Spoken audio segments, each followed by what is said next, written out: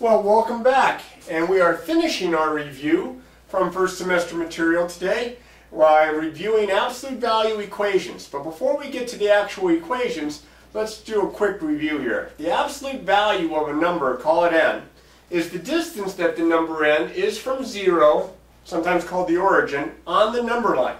Here's a number line drawn out here.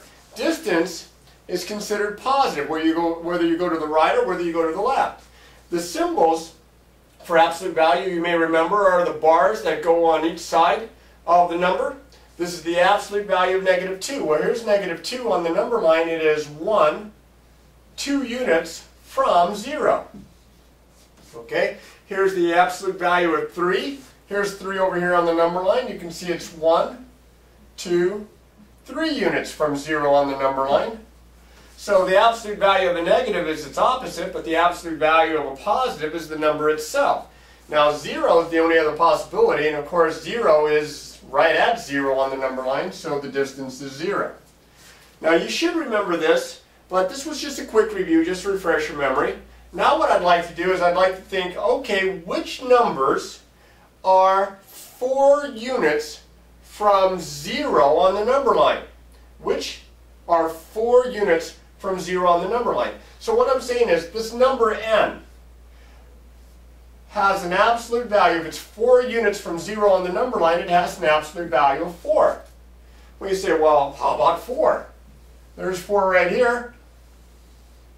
That's 1, 2, 3, 4 units. What about -4? That's 1, 2, 3, 4 units. There are 2 answers here. N could be 4 or it could be -4. And that's what makes these problems a little different than the ones that we've already solved, because what we're going to have are, for most of these problems, 2 possible answers. Now I'm going to show you a variety of examples here, but the idea again is the stuff inside the absolute value is either equal to this number or it's equal to its opposite. Okay, we'll try that next, but let me go ahead and clear this off. These are good examples right here. Look at you have, in the first example, you have the absolute value of x minus 4 is equal to 2. Now remember what I said before, I have an absolute value equal to a positive number. The stuff inside the absolute value bars must be either equal to that number or its opposite. So that means if I take the stuff that's inside the absolute value, x minus 4, it has to either equal the number itself or it has to equal its opposite. And what I've done now is come up with 2 very simple equations that I can solve. I'll solve this one here by adding 4 to both sides. And I get x is equal to 6. And over here I'll solve this one by adding 4 to both sides. And I get x is equal to -2 plus 4 is positive 2. Now I take either one of those 2 answers and substitute them for x, and you can kind of just look at it and see this. I'm going to get true statements for both of them. These are both good answers. Now if I look over here on the right side, I did a little bit of a twist there because I put the variable w after the subtraction sign. I'm going to start off though the same way as I worked this one. The stuff inside the absolute value, this expression, has to either equal this number or its opposite. So that's what I'm going to do. My very first step is I'm going to come up with those 2 equations. I'm going to set the stuff that's inside the absolute value equal to 5 or equal to -5. I don't change the left side. These are exactly the same. The right side gets switched. Over here now I'm going to subtract 2 to get rid of the positive 2.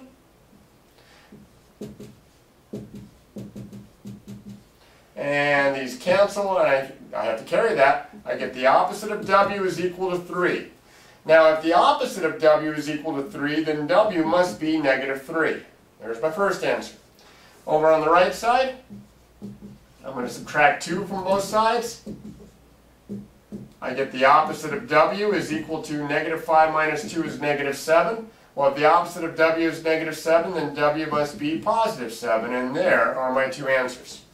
So you can see how they're very, very similar kinds of problems. One extra step on the right.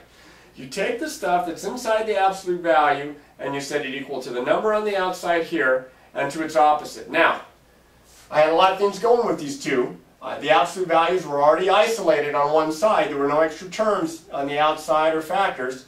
That's great. And on the right side, I had positive numbers. If I had a negative number over here, the absolute value couldn't be negative.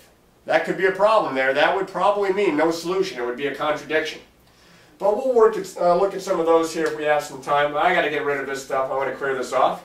Well, here we are again with two more examples. This first one right here, I have the absolute value of m plus 5 minus 4. Now the minus 4 is on the outside of the absolute value of ours, is equal to 18. And then I've got an example I'll look at in just a second.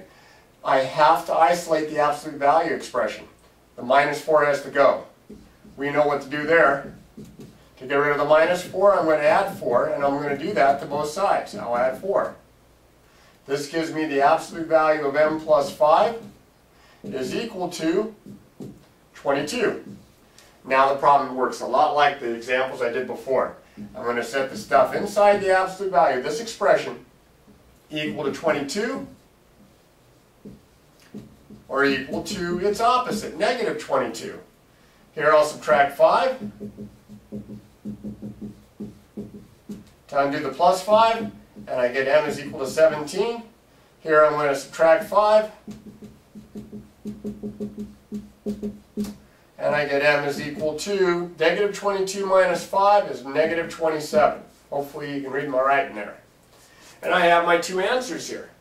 Now the example that I have on the right looks a little different because there's only a variable inside the absolute value and it's set equal to a negative number. So you might look at that and say absolute value can't be negative. Well, the absolute value isn't negative. The absolute value of w minus 18 is equal to a negative number. Let's isolate the absolute value. To do that, I'm going to get rid of the minus 18 by adding 18 to both sides.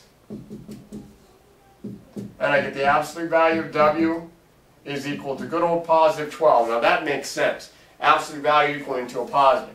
That means the stuff inside, and it's only the variable, only w, then w equals 12, or w is equal to its opposite, negative 12. And those are my two answers. Again, get the absolute value isolated on one side. If there's anything else, anything added or subtracted to it, undo those things that are being done to the absolute value, isolate it, and then see if you can break it into the two simpler equations there without the absolute value bars. All right, one more example and then we'll call this section quits. So let me get rid of this. There we go. Now this example looks, in pretty good shape. I've got my absolute value. It's on the right side this time, but that's okay. It doesn't matter if it's on the right side or the left. And I have a positive number over here on the other side. That looks good. But just like we did before, the absolute value has to be isolated. So the plus 9 has got to go. To get rid of adding 9, I'm going to subtract 9. And I'm going to do that from both sides. Now on the left side, 3 minus 9 is negative 6. And on the right side, those cancel out and I get the absolute value of x minus 4. Here's a problem. Absolute value cannot be negative. No solution. Remember this symbol from before, the empty set symbol I talked about before? Or you can just write in words, no solution. This is a contradiction. Alright, that should get you going. And with all these problems, as always, practice, practice, practice.